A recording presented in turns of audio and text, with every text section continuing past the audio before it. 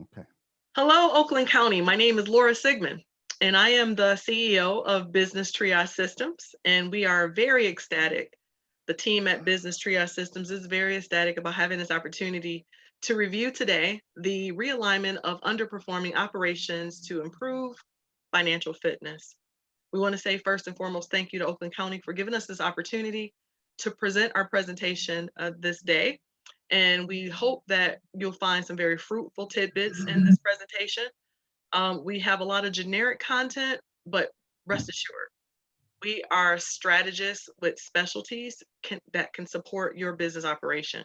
So if you don't see or feel that you've gotten something from the realignment, don't hesitate to give us a call at 313-444-2711 or reach us by email at businesstriagesystems@gmail.com or hit us up on our website, businesstriagesystems.com.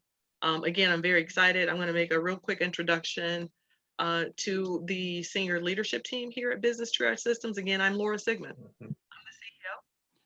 I manage the capacity building, strategic planning, operations, and economic gardening portion of our business. And we actually all three work in tandem, but this is the space that I'm going to sort of chair and be responsible for.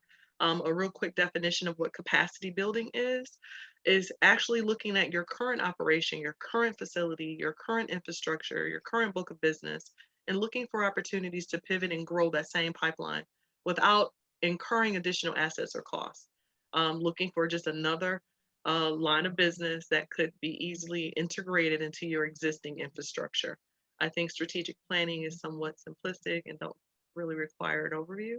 Economic gardening is something you'll hear a little bit in our presentation, so I'll delay referring to that. And I'd like to introduce our CFO, Mr. Lawrence Jackson. And Mr. Jackson, if you do the honors of explaining what it is you do here at Business Triage Systems, that'd be great. Absolutely. Thank you, Laura. Thank you. This is also a wonderful pleasure to be here, and I'm loving this opportunity. So, my area of expertise is in financial systems, assessment, and design. So, we take a look at how you're doing your bookkeeping, how you're doing your record keeping, and making sure that you're using those tools in your toolbox to grow and sustain your business. We also do business financial evaluations where we're going to take a look at your balance sheet, income statement, cash flow, and make some inferences about it.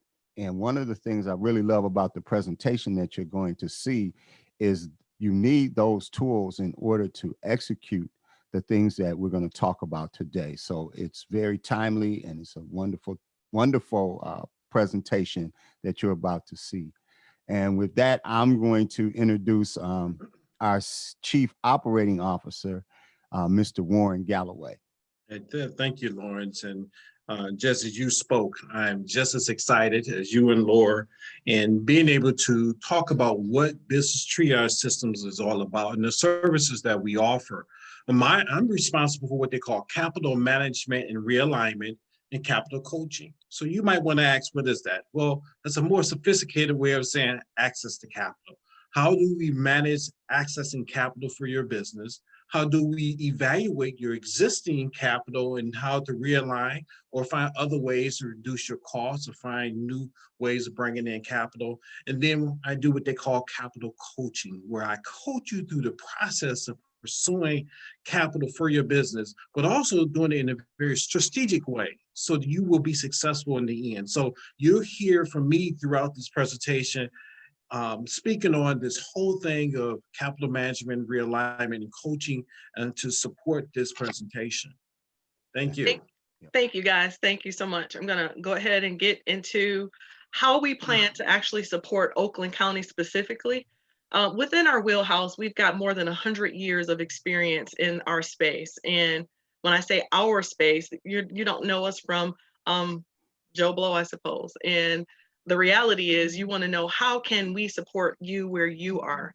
So we actually design client intake spaces. We do a lot of things around operations and capacity building. Warren talked about capital deployment or capital sourcing, access to capital. But Lawrence is going to dig into the weeds of your numbers. Let me see what you've done. Let me see where you can go. Let's analyze where you've been. And then we offer a CPA to our team as well. He really complements the overall strategy that we offer to Oakland County, and we felt it was necessary to make sure that we had a CPA so that we can stay current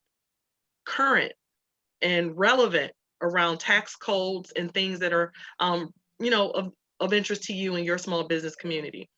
So without further ado, let's get into the actual realignment of underperforming assets for the intent of financial fitness. I want to start off by giving a real simple overview of something that falls within my wheelhouse. I'm a strategist at heart, but understanding inputs, right? Understanding systems and processes is so important. And for each of you, especially if you're not a startup business, you've been at this thing for a long time. You've got a lot of experience in this thing, and you're really excited about having an opportunity to figure out what your next phase is. But before you can move, you must understand all of the inputs, and you must assign a value to each of them. So I'm going to give a real quick overview and narrative of key performance indicators. Let's just be clear that this is not a cookie cutter approach for every business, because there are different indicators per industry. So we want to introduce key performance indicators that will help to empower business owners with tools that are reassess profit maximization. It's really about how much money you make and how much money you get to keep. We're going to use various case studies, and we'll explore some components of those case studies to actually highlight methodology that we use, that we employ to help you as an underperforming asset. At the conclusion of our seminar, we believe you as the participants or learners of the space will have working knowledge in areas of assessing your actual value related to operational functions. And you should be able to explore the true cost of various inputs as they relate to finished products or services. And you as the participant will have an opportunity to review and establish the benchmark for that base performance. You can also assess the deficit or the delta. And then hopefully you'll give us a call again at 313-444-2711, or you hit us on that email at businesstriagesystems@gmail.com, or at our website, businesstriagesystems.com, to actually help you design an action plan, something that's tiered and tailored to your space. There are no cookie cutter approaches. There's no one-stop shop for every business, because each of you are unique in all of your inputs, your customer engagement, your capital deployment, and there are things that you need to take into consideration. So really quick, I want to show you this overview of key performance indicators. And when we talk about retail, it's a very large landscape. Retail is a large landscape. And if you're the person that's planning, maybe you're the manager, maybe you're the owner of the space, you created sales goals at the beginning of the year, whatever your fiscal year looks like. And now you need to actually compare them to plan. What actually happened in the month of July? What happened in August? What happened in September? That whole quarter, did you actually meet the sales projection? And if not, what caused it to be a deficit? We know COVID played a significant role, but what other inputs are happening in that space? There are organizations that are more cash rich or have access to capital, or their liquidity is a little stronger, and they may use more of a sales versus last year approach. That is not something that I personally prescribe to, as I believe that you need to have a more working hands-on knowledge of your cash position and your sales forecast more systematically, more maybe monthly, if not sooner, or more frequently. Like for like sales is a real quick analogy of looking at the way you perform. Maybe you're a boutique, you offer high-end gowns. We want to look at another boutique in another market and see how they're faring. And you're looking for like-to-like sales in a comparison versus looking strictly at how you've performed. You're looking externally for something more. Don't want to spend a lot of time on the retail, because the rest of it you already know about: square footage and linear space, converting what you purchase for versus discounted. When we look at the service sector, my favorite area of expertise, we talk about pricing, we talk about staffing, and we talk about cash flow. There are very few things that you can actually improve upon as a KPI on the service sector. Pricing is either going to go up or go down. Staffing is either going to go up or go down. Cash flow is either going to increase or decrease. It's a really simple space. You just need to look at the inputs and find out how to mitigate or migrate those changes. Healthcare is a big area to actually cover. In our case study, we'll use a cognitive therapy training center, and that's probably going to be to the extent. Now, we're not going to help financial systems like a Beaumont, and we're not going to help Providence Hospital in Oakland County. We're looking at independent proprietors, people who have their own practice. Maybe you have clinical therapy or behavior therapy management, cognitive therapy centers. When we look at the actual KPIs, we're looking at your patient care plan, the billable associated, facility management, all resources, equipment, assets necessary to facilitate that service plan. How are your staff members contributing to those who are generating the revenue and those who are non-revenue generating? And then ultimately, we look at your management of the budget. I will not spend much time on a case study with manufacturing. I'm going to defer to the money man, Mr. Warren Galloway, to do more of an analogy on the manufacturing side for a case study, simply because we don't have enough time. And when you talk about manufacturing, you could be a tool and die company or you could be a tea manufacturer. There's so many different inputs and so many different spaces and places. Well, we want the conversation to both flow and be relevant. So the one thing that we know synonymously across the board is if you're in manufacturing, you better have access to money, period. So we'll leave that for Warren to review. We won't actually do much of an analogy. Again, I'll defer to my colleague, Mr. Warren Galloway, as far as the case study on the construction side, simply because I've done a little pre-discovery in preparation for this presentation. And the resource allocation, meaning access to those raw materials and those goods, have such an inflection, a high rate of return at this point, simply because the prices have gone up and the scarcity of the resources have changed the KPI structure so much so that I'm not able to actually review anything that would be relevant in a generic space. We'd have to talk specifically to you in an individualized plan. All right, so I'm really excited about where we're going from here. So we see here on our screen 5 different sectors. I'm going to do a lot of deliberation around 3, but we're going to cover all 5 of them and try to do it in a qualified and useful fit of time. Underperforming retail assets. Review all your inventory, your acquisition timeline, compare it to your sales conversion. If you're that person who likes to hoard your inventory from spring and summer because COVID robbed you of the opportunity to make that sale, you're going to put it in the closet, put it in the garage, put it in the basement, put it in storage, and you're going to shake it off and pull it back out next year. I'm going to tell you, cash is king. Cash is king. Liquidation is the name of the game. Improve your cash position by not hoarding and holding, because this is not the same season. And who's to say that you could still sell it for a qualified price based on what your margins are, what your operating intake looks like? Liquidate it. Plan to have the opportunity to not have more merchandise at a discounted space, but more merchandise supposedly and from the time you acquire it to actually making it go to market. So a just-in-time theory or concept is really a good fit here. You want to know from the time you acquired it and paid for it, you want to get it straight to the full price, the selling price that you intend to make it marketable and ready. Again, review your actual sales versus plan. If there's a delta, figure out where the bleed is coming from. Yes, COVID was a reality, but what did you implement? Did you go to online sales? Did you do something a little bit different?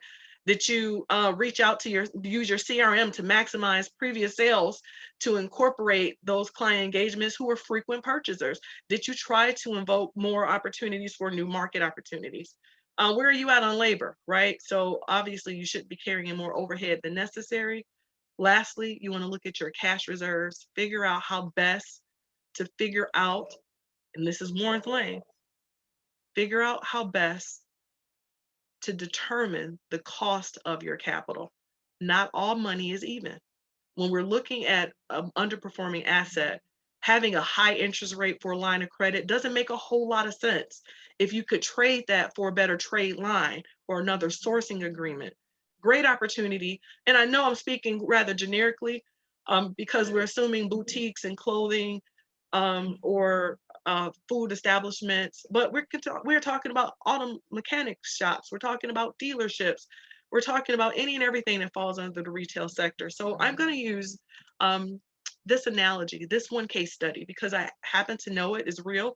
It's a working project that we're working on right now to date. There's a licensed childcare center currently licensed for 87 children.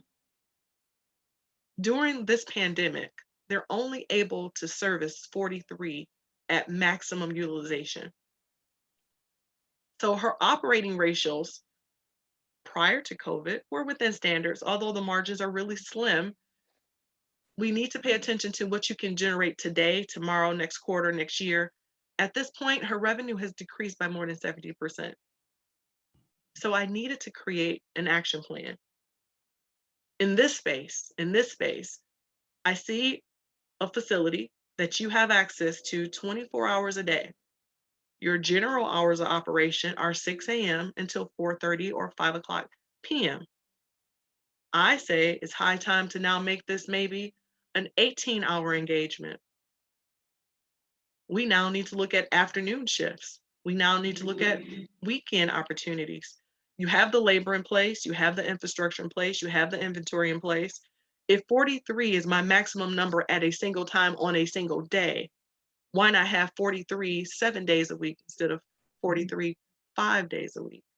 See, that same staff deployment can be cut, marginally based on the number of children and touch points. If you can have up to 12 young people in a classroom per one instructor, you can now make that person have a more staggered work day, right? So they don't have to have a Monday through Friday work schedule. Maybe they work Tuesday through Saturday. Maybe you change the hours around. You can realign that underperforming asset. You can really realign that underperforming asset to make it make money for you. There are 24 hours in a day. How many hours of the day are you generating revenue? Right? So let's make up the delta. Let's make up the delta. If you're at 70% and you plan to still be in business, you don't have a choice but to be more innovative and to think outside of the box. I want to take a breath and I want to talk to Mr. Warren Galloway and let Mr. Lawrence Jackson, he's supposed to moderate. Guys, I'm the girl taking it to the trophy here. That's all good. It's all And good. I sort of want to jump in because Mr. Galloway, what can you bring to the conversation around maybe if not this child care center, a retail establishment and how they should look at their capital deployment? When we talk about capital deployment for child care center or retail establishment, one of the few things that they fail to realize is that they need to have access to capital on an ongoing basis. Most of the time we talk about getting a term loan. You get a loan and you make equal monthly payments over a period of time, but that's carrying debt. Yes. I work with business owners to think strategically. If I need access to capital 6 months from now, a year from now, I'm not going to recommend you apply for a term loan. Maybe you need a line of credit that you can tap into from time to time and be able to pay off that line and reuse it again. That way, you only carry the debt when you need it, as opposed to carrying debt over a set term. So when I work with these type of business establishments, that's what I coach them to do. Be smart in how you access capital. Not all money is good money. You need to have a strategy in place to utilize money to the best of your interests and reduce your debt. Excellent. What questions might that entrepreneur need to ask, LJ? What questions might we need to assess if, we know we're operating at a delta, we're trying to get our doors back open. I think about gyms in the retail space, right? They only a few weeks ago got their doors open. What questions might they need to ask? I think it goes back to some of the things you mentioned in your very first slide when you got into the different sectors. And all businesses need to look at the assets they have. How are those assets performing? Are those assets that I have now, how do I redeploy them? Are they going to continue to generate income for me? And then once you know that, then you can start to assess, okay, how am I going to pay for these things? Do I need, as Warren said, do I need access to capital on an ongoing basis? Or will I need to maybe buy another piece of equipment that may generate more income than some of the equipment I currently have? So it's really about accessing and understanding what assets you do have and how those assets working for you. And the same thing would go for a building. If I own a building or I'm leasing a building, is that space now that we have experienced this pandemic, is that space the best space for me to continue to operate in? So those Excellent. are some of the questions that I would ask. But I Absolutely. have a question. I have a question for you. Yes, sir. Yes. So because you covered a lot of good information, I know we're not done, but I want to ask, what type of mindset? This is kind of a strategy kind of question. What kind of Right. mindset should one have when doing this realignment? I mean, of course, you can't go in to the situation with a defeatist kind of attitude. Hmm. So you got to be positive. But Hmm. beyond that, from a strategy standpoint, how are you setting your mind up? What are you doing? What are you thinking about in order to get to a good strategy to realign your business? So Adam Smith said it best. It's the invisible hand theory. And in a Mm, capitalist society, in the space that we operate, innovation is key. Innovation is key. Having mm, an opportunity to be competitive, to reassess and to realign and to reevaluate your footprint to determine what your next steps are. Yeah, we don't need a defeatist attitude. If you were successful pre-pandemic, why can't you be successful moving forward? Understanding that this too will pass is probably the best thing that you can do, and ride the wave. Prepare to ride the wave, right? mhm, You're going to get some bruises, you're going to have a couple bumps, but it makes a whole lot of sense to actually utilize the resources and services. We happen to be in the state of Michigan where there's so many resources and so many, government understands. This is sponsored by Oakland County. They understand the need and the desire to support Yes. small business because they understand that we are the engines in our economy. They know this. We need you. We need every small business to survive because their survival helps to employ people. Helping to employ people helps us to keep our economies in motion. It is so necessary and useful that it doesn't make any sense for us to think anything but success. This is but one barrier. This is but one hurdle. And there are opportunities to get past this. And don't go it alone. There are teams of people. Warren, Lawrence, and myself, we're here to support you.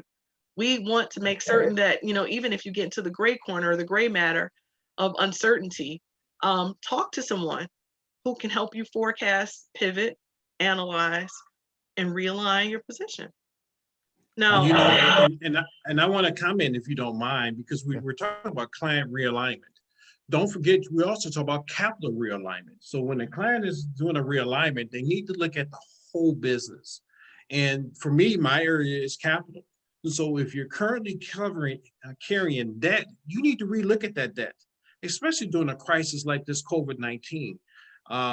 Do you need to refinance your debt? Do you need to pursue some additional debt? What's out there to realign that debt to put you into a better position? A lot of lenders during the COVID-19 are giving deferred payment options. So maybe you don't make a payment for another 3 to 6 months. Lenders are allowing that these days. That's a question you have to ask your lender or lenders if you have multiple lenders. And what they typically do is take those months that you're not paying and put it on the back end of the loan. But what that does is it frees up cash for you to yes. put towards other things. So when we talk about client realignment, we also have to look at capital realignment if you have debt out there right now. And it makes sense absolutely. that you would say that, former banker, because this is something that you would advocate, I assume. Absolutely. I think that is so timely and useful. Warren, thank you for that. Now, you had another case study before we leave the retail sector. There was some other, you wanted to hit, I think, on a food establishment as a case study and how capital could be realigned or redeployed. Is that right?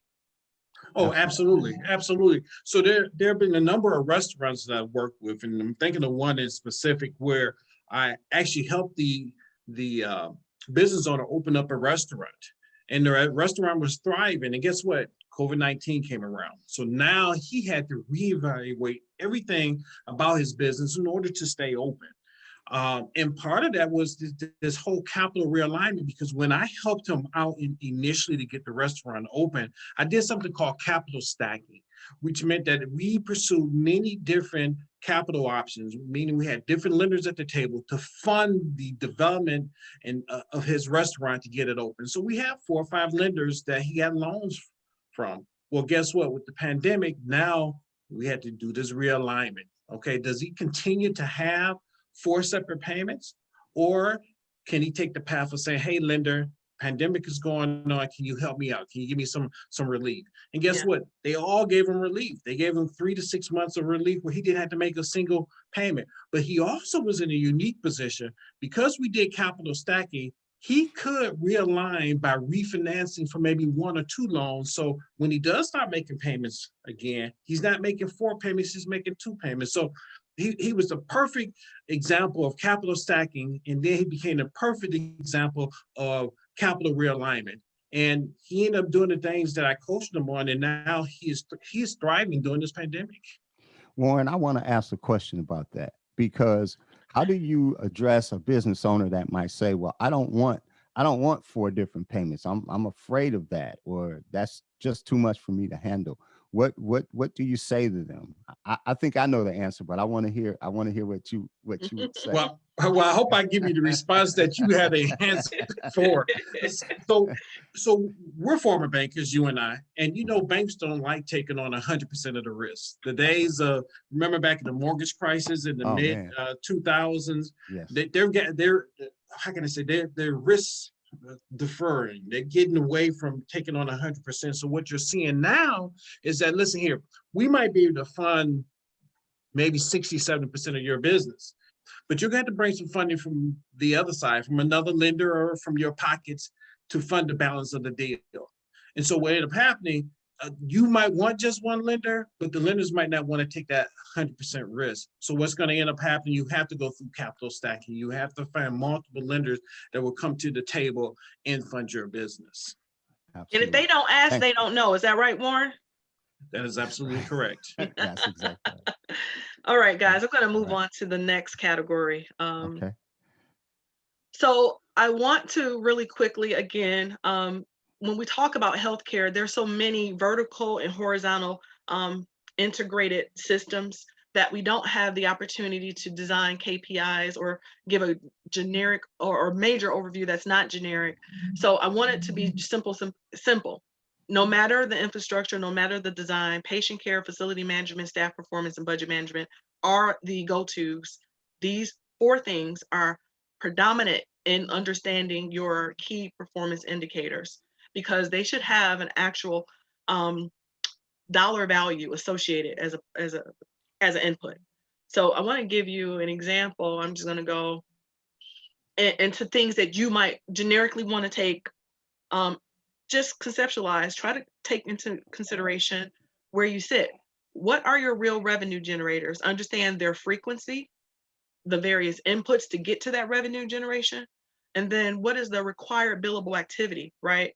So revenue, how much is it going to cost me to get to that revenue, and how do I justify it? Because it's a billable. You don't collect on the front end usually, right? It's a billable space, and so it's always subjective in some regard. So understanding the frequency, the various inputs, and then understanding how that revenue generation with the billable activities actually coincide. In healthcare environments, you actually have about 40% of things that are non-revenue generating. Think about a dental office. Think about a podiatry center. Think about an eye center. Think about any of those spaces. They're seeing the doctor is the billable activity. Having the X-ray is the billable activity. But someone taking my blood pressure, sitting down, doing my history and my work plan and my bio pieces and all of that good stuff. Those are all non-revenue generating activities, but they have a value associated with the actual course of your business. So it is important to look at labor utilization. Again, the conversation is overly generic. I'm going to use an analogy for one of the clients there in Oakland County. It's a cognitive therapy center who offers clinical review and assessments for elders and those with cognitive impairment issues. Due to the executive order in this current pandemonium, the person or the entity, she has 3 centers. All 3 of them went dormant. 3, closed, doors closed. And for more than 90 days to not have any revenue generating activity. People who have cognitive issues even during a pandemic. And the fact that you're waiting for your facility or your doors to open to service them it's probably not the best realignment strategy. So what did I offer as an action plan? Here's what I did. Yes, you have transportation services where you deploy 4 vans to go out and pick up about 90 of your clients for one location. You deploy another set of vans to go out and pick up maybe another 50 clients or patients, participants for your Southfield location. You deploy another set of vans to go out to your Westland location. And that's a lot of labor to run out and go and get people. You bring them all back to each of the centers, all 3 centers. You feed them all. You feed over 100 people a day. You provide activities for over 100 people a day. You provide physical fitness. They walk around, they do yoga, they do music therapy, they do all these great things. But the one billable offering that you have is the clinician review and study and assessment. The clinician is your revenue generator. Because of the pandemic, doesn't it make sense to maybe reconfigure, reducing some of that cost? When you've lost nearly 90% of your revenue, we're still in a calendar year, you've got to make up that delta. So what do? Maybe you streamline and reevaluate, be a little bit innovative. We understand your customer service proposition, offering transportation, offering meals, offering activities, offering physical therapy, offering all these things that were non-revenue generating, when the real offering is the clinician service. Why not deploy, of your 7 clinicians, 3 of them to the marketplace? Go to the centers where they're housed, where they live, and offer those same clinical services on site. What you've just done is reduced the overhead, the transportation, the insurance, the fuel, the meals, the activities, and definitely reduce the labor. So straight streamline between the activity and the revenue. Easy to benchmark, easy to ascertain whether or not you can quickly and easily bring that money in. So I wouldn't go to a center, I wouldn't go to a place where there's only one client. I deploy that clinician where there are multiple touch points. And you have to come up with the rule of thumb. Is it 3 or 5? Is it 8 or 10 or 12? You need to come up with that real number and make that clinician really maximize those earnings, because that's a great return and it'll help to stop the bleeding. Remember, I made the comment about stopping the bleeding. This will stop the bleeding as you wait to see how many people feel comfortable getting back on the bus or the van to come back into a public space. And we already know that the elders in this environment are the ones who are more susceptible to this COVID-19 situation. But why not have a clinician who can mask up, take the laptop, take their portfolio, go and do the clinical reviews? Much easier process. Absolutely. Absolutely. So Laura, I have a question here. Sure. Because in order for you to have, you're working with your client, and in order for them to really understand how to develop these types of strategies, what would you say the main thing that they need to know? I think I heard you mention it earlier, but I wanted to kind of bring us back to it. I love it when the financial man puts you on on Front Street. What's the main thing? What's the main thing? The main thing. We always want to keep the main thing the main thing. And I think I heard you say it. You know, what's really interesting to me is that subjective or is it the main thing? Because see, for me, where I make the money is what makes sense to me, right? The revenue generator is the main thing. Right.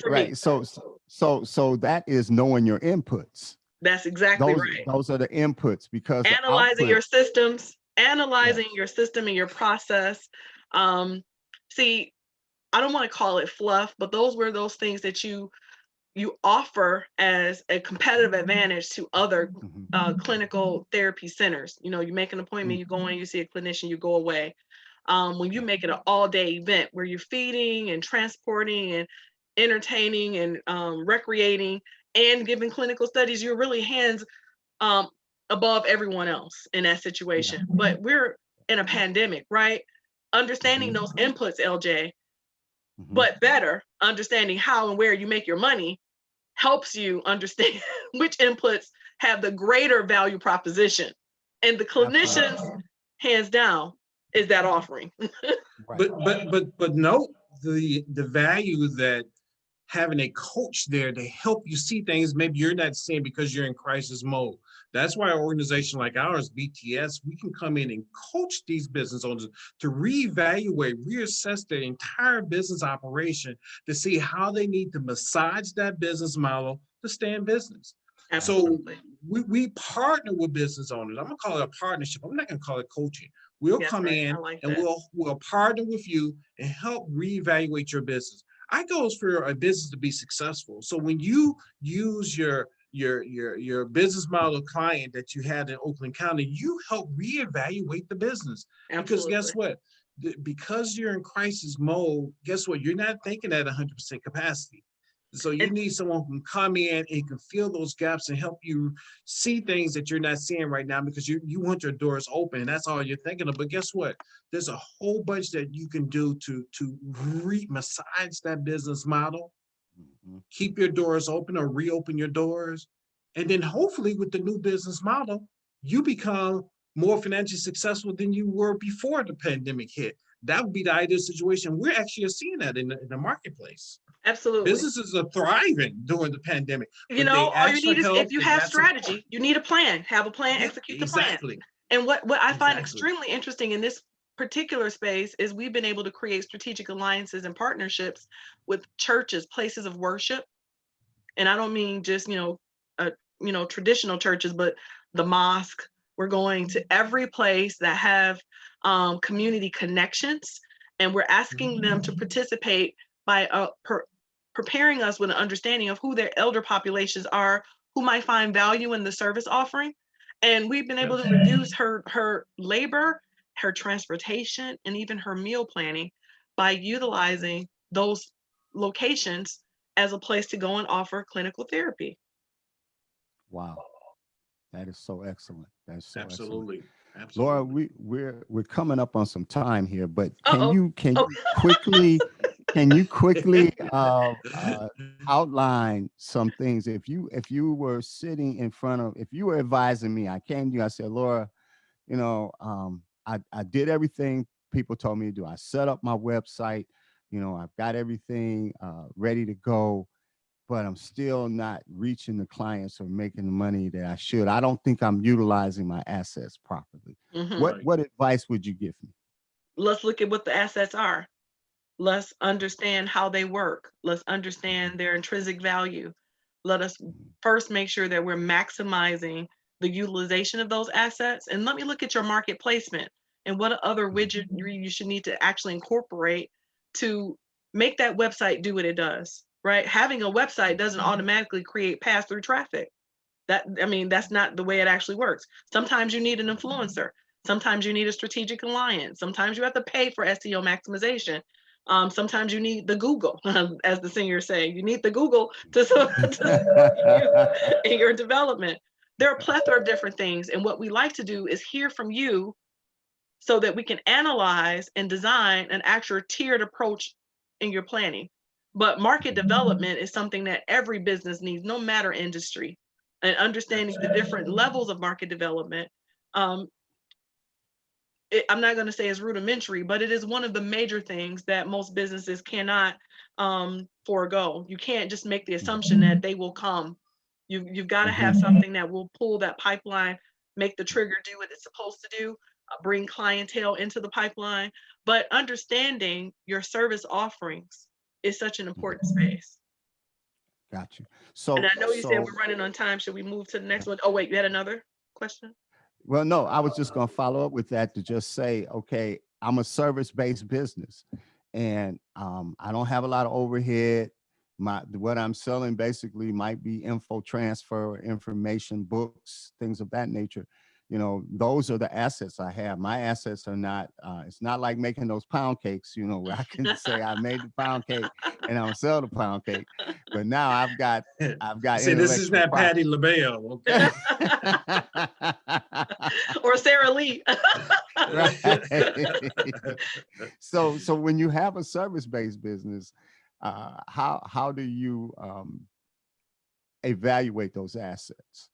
still talking about this healthcare. You're gonna push me into service, but okay, let's do it. In that situation, again, it starts everything for me, guys. For me, as an operational design specialist, everything starts by assessing, analyzing the inputs. I must understand when you created the book, when you created your whatever this product or service you're taking to market, when you created it, it should have been designed not just about you, but about the person that is going to service. The question is, how do we reach and meet the person we plan to service? If we were to look at a person who's a published author and they're trying to get their books into multiple mediums, we understand Amazon, we understand clearinghouses, we understand all that. But do you understand influencers? Do you understand experts in certain marketplaces? Gifting them with, for your next workshop, I want to gift you with these 10 books that fall right in the category of subject matter that you're reviewing.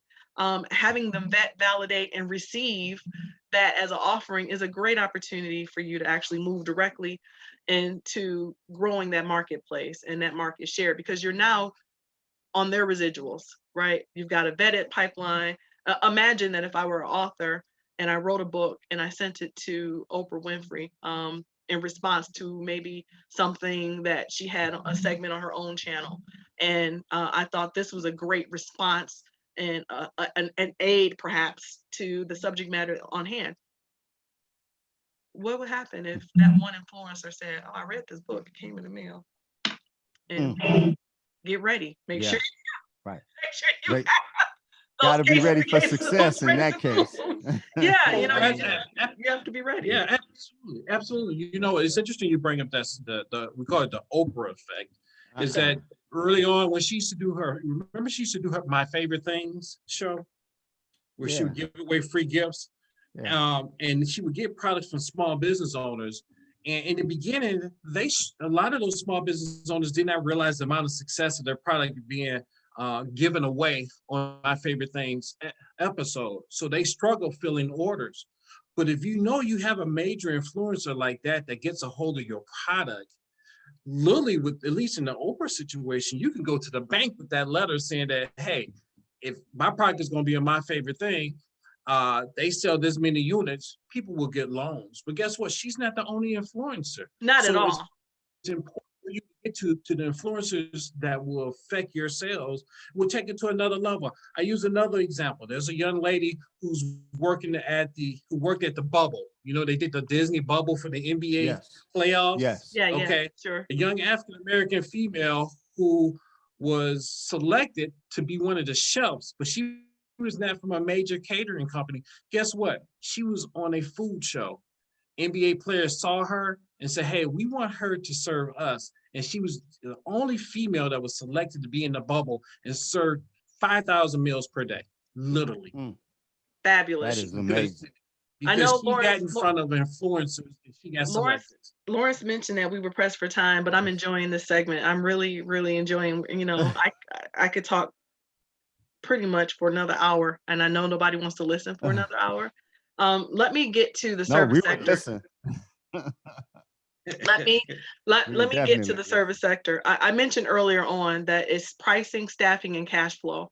You can read the screen. If you're not producing a tangible or physical product, there are only so many things that you can measure and manage. Sales figures, profit margins, staffing, pricing, cash flow.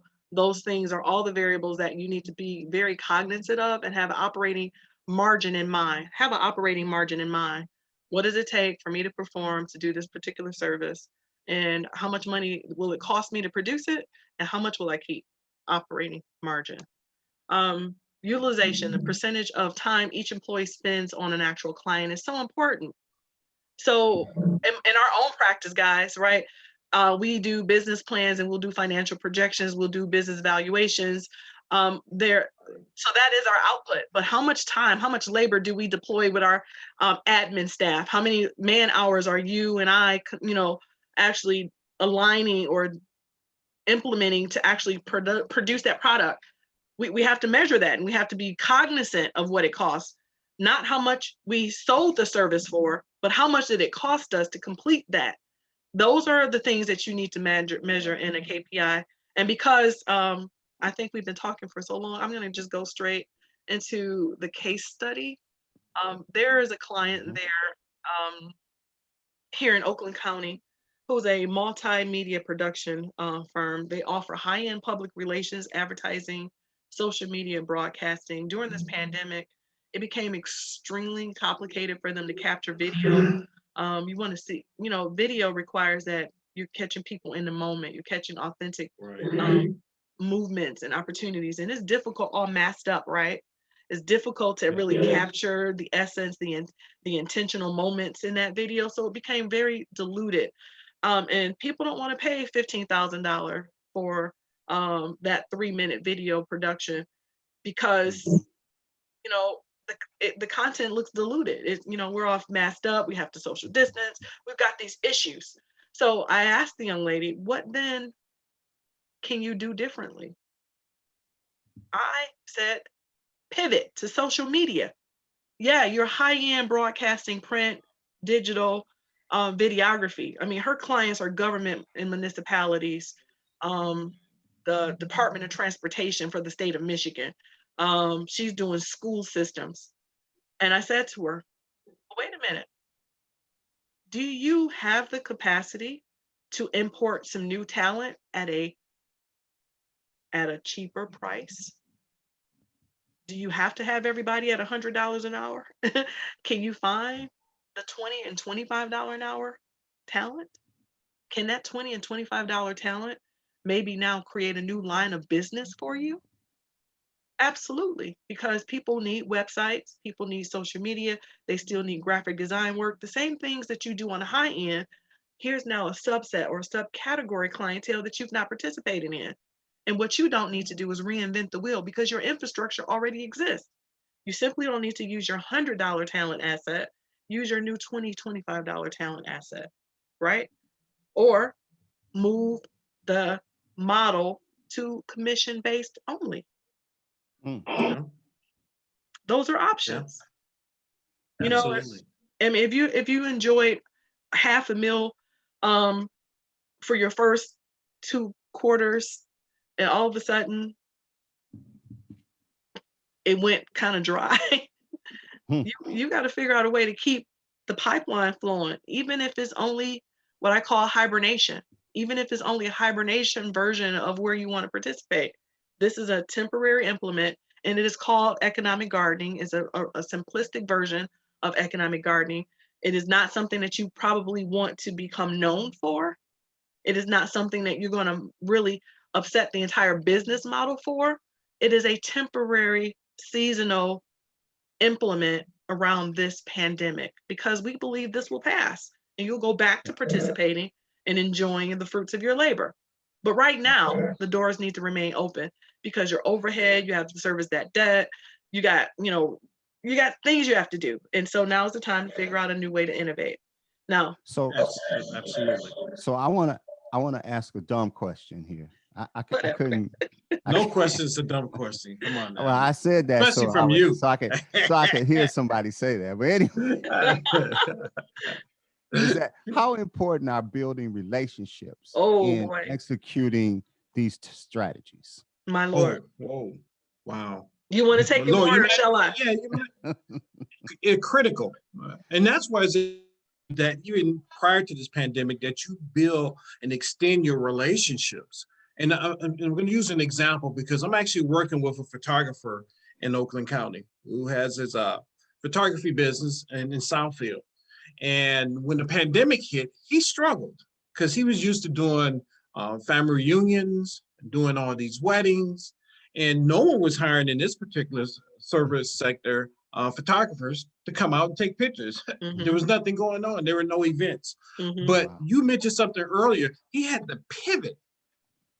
At one time, he was doing very few corporate photos, like individual corporate photos for websites. That was a small smidget of his business. He pivoted, and now his main business during the pandemic are stock photos for websites, team photos, individual photos, because now everybody is looking to go online everybody's looking to have a website. So he was able to massage his business model and then come back and offer services that were very small revenue generators, which now have become major revenue generators for him. Absolutely. Okay. Absolutely. All right. Thank you. All right. The key performance indicators, as I mentioned earlier, for a construction company is really rather simplistic. Making sure you're on time with your schedule, making sure that your resource allocation is deployed as necessary.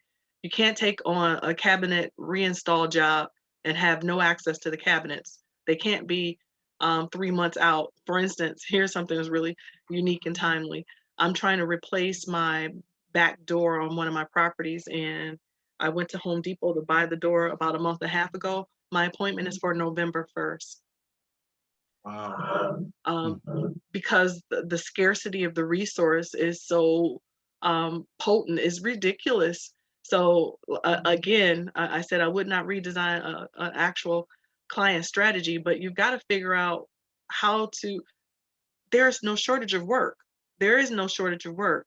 There may be a shortage of when you can actually implement that labor schedule because the resources aren't directly available. And making sure that you stay on budget with your labor costs is paramount in your KPI space. Is really a version of project management, but project management equates in the construction space to a key performance indicator. Warren, you had a client that you wanted to give us a case study on for the construction side of things.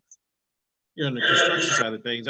But I did have a question for you also. When you realize that the marketplace raw materials are limited, how does a business pivot? How does a business continue to operate? You said you had to wait until November 1st, but does every business have to wait that long? Do you need a new supplier? Do you not purchase from overseas and you purchase Yeah. So locally? that's What do you interesting. do? That's interesting that you should say that. So I did, and we're actively real time helping one client who's on the construction side of things pivot to become a vendor to Sears. What Sears doesn't need to do is go and find anything. They have their outlets and their stores and their locations for their Sears home improvement contracts to keep his labor activated, to not lose that talent, because you're not paying people when they can't install the cabinet. You're not paying people when they're not putting in, new bathrooms and kitchens. If you don't have access to the actual raw material or inventory or merchandise, you don't deploy the labor. The labor then is disbanded, and then it's difficult to bring them all back. So I counseled him on looking at home improvement contracts. Okay, Sears will outsource and provide you with a contract to come in and do some of their home improvements. So yeah, you're not doing under BTS construction, you're servicing Sears under BTS construction. But what did you do? You were able to still utilize your labor. You didn't have to buy the raw materials. They were already on hand and available. If you can do the project or the job on time, you can actually make a profit. It is, again, a version of economic gardening. Not saying that you need to dilute your own book of business or your own method, but just having something that allow you to stay active and innovative is most important. That's a pivot process. Absolutely, absolutely. So now I want to go back to what you was asking me earlier about the client that I had. I had a client that was a project manager who hired a number of subcontractors to do work, whether it was roofing, whether it was plumbing, so forth. The problem that he ran into is that he didn't have access to capital when he needed it, because a lot of the contracts he had required him to come out of his pocket and pay for things and then get reimbursed. So I was able to coach him and do some capital coaching, as we call it, to be able to help him find an organization that will provide him a line of credit that he could draw on and be able to use over a period of time as he brought on new contracts, as he got new jobs, that he could draw down on that money instead of using his personal money, build out the project, get reimbursed. He had the hardest problem finding the right capital source. And part of it was he didn't know who the players were out there. He would typically go with someone who had a higher interest rate or who didn't have as great of terms, but I was able to coach him so that he can get some good, clean lending as a line of credit to be able to continue to grow his business. Because when we talk about construction, a line of credit is important. Otherwise, you cannot grow your business when you don't have access to capital. So I was able to help him access that line of credit, and now he is a thriving construction company. Let me ask you a Warren, question. go Oh, ahead. No, go ahead. Go ahead. so having access to that debt instrument is very paramount. But Warren, Very much so. could you coach them on a sourcing opportunity, maybe to establish a line of credit on the trade side? Could a trade line of credit be established as well? Well, if you're speaking of a trade line of credit, you're speaking having a line of credit under the business name so they can Yes. build trade credits. Absolutely. But part of that goes back to establishing what you call a DUNS number with Dun and Bradstreet. It's creating a profile. So in order to build that trade credit, you have to have a Dun and Bradstreet number where you have a profile. So if a business has that already in place, we can build a trade name by applying for lines of credits or any other type of services. For instance, if you go into Lowe's and you're a construction company and you want to buy some tools, if you want to buy some supplies, Lowe's might give you a line of credit. But guess what? They can give you that line of credit under your business name so that going forward, you build trade lines under your business name so that when you apply for other funding for your business, they might just look at your Dun and Bradstreet profile versus your personal profile. So that's important to know that you can build your own trade line profile with Dun and Bradstreet versus your personal. And beyond the big box, you can go straight to source. If Carrier is the manufacturer and you're a HVAC company. I'm sorry. Oh, go ahead. I can hear you.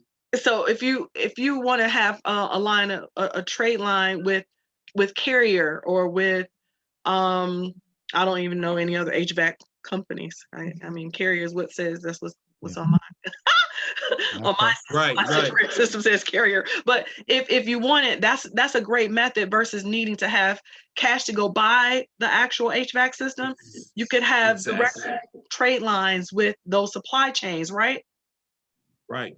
That's a great sourcing mechanism, right? Another source of funding without ever needing to make it green, right?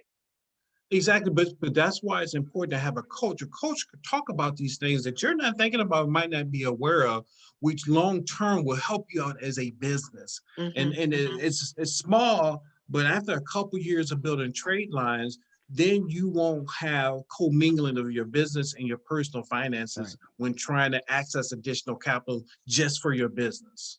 Excellent, excellent. Yeah. So Laura, you must have read my mind because that was the exact question I was going to ask, and helping to get an understanding of the different types of loans and lines of credit that are out there. So thank you so much. Thank you. And we got maybe about 3 minutes. We got 3 minutes. Well, I don't even know how long this recording is. I mean, I'm sorry, I forgot to start a timer. I'm excited. I think we hit everything from retail, service, healthcare, manufacturing, and we didn't hit manufacturing. Can we hit the manufacturing really quickly? Absolutely. Sure. Let's make sure we do that. Key performance indicators. Actually, they are the grandfather of this whole infrastructure around understanding inputs and measuring those inputs and assigning a value. And initially, it was called the manufacturing performance indicators. KPIs are for every other sector.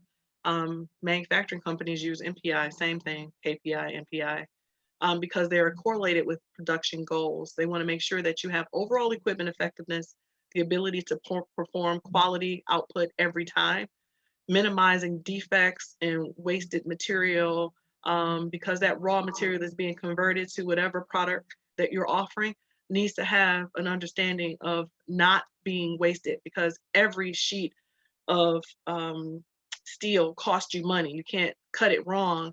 You can't produce a batch of tea and it not be to standard or spec, because now you just wasted all those raw materials. Production time versus operating time. Nobody wants to see, downtime. Nobody wants to see a production line go down. A manufacturing downline costs money. It costs an awful lot of money. And then we talk about on-time delivery. I know, Warren, I'm gonna leave it to you to address the actual client. You have someone that you wanted to review as a case study and how you were able to support them on the capital deployment.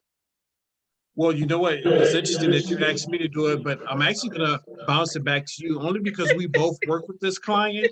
And Okay. there was something that you did with this client who had a manufacturing business. She manufactured beverages that are sold nationwide now. And Yeah. I believe they're sold in Costco's, they're sold in Whole Foods. Yeah. But there was something that you brought out because both of us work with this client where Uh-huh. there was downtime in her plant. So Yeah. she really was not maximizing her revenue or Uh-huh. income streams. You want to talk about what you recommended? You know, I made a few suggestions. I don't like to take a lot of credit because it took a minute for her to implement it. And sometimes when you're in the middle of crisis and you're trying to actually understand, when you go into big box, it was a huge understanding between what she could produce the product for and what they were willing to purchase it from her for so they could retail it to the marketplace. When you're looking at all those different chains of custody, I like to call them chains of custody in the actual product to end user, um, it made sense for her to figure out, well, what do I do with all these assets? How do I make these things make me some more money? Well, you're not the only manufacturer. Aren't there other people who need co-packing? Aren't there other people who need to have production lines? Are there other people who need to produce this product? Why not have a line of business where you're now supporting others in the ecosystem with a production process that fits all of the standards, hits everything from the industry space and the manufacturing requirements so that they're not your competitors.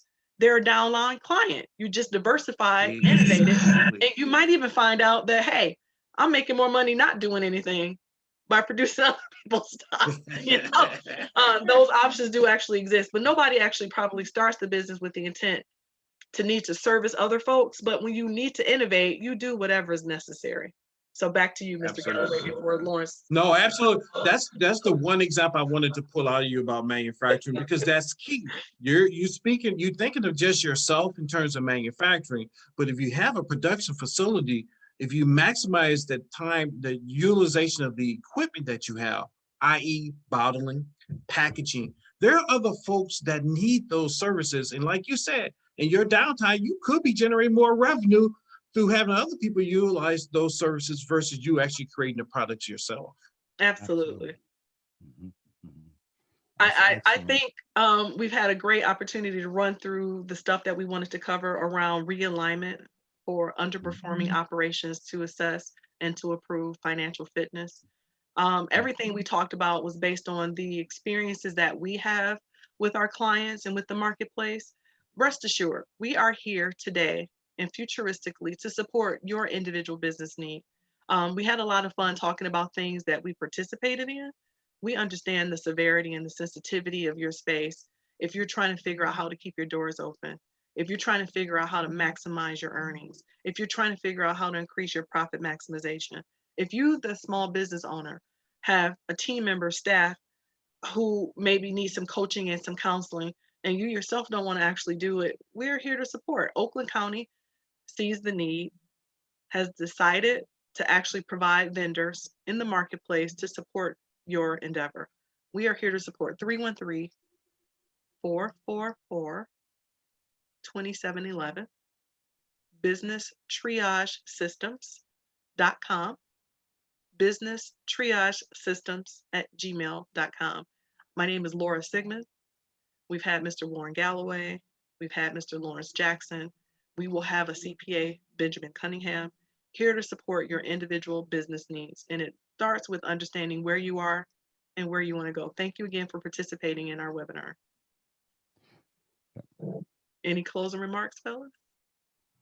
I'll go ahead and just say, hey, we really look forward to supporting your businesses with the experience that we've had, not only just in Oakland County, not only just in metropolitan Detroit, but across the nation. So we have a lens to see many different ways that we can help you pivot your business and be successful during this pandemic. And we mentioned during this conversation that we've had businesses that have started to thrive as a result of us coaching them. And that's what we want to do for you. We want you to thrive during this pandemic. So please reach out to us. Absolutely. Take advantage of all this knowledge that's being shared with you. There's so much out there. And I know sometimes it's a little overwhelming, but don't be overwhelmed.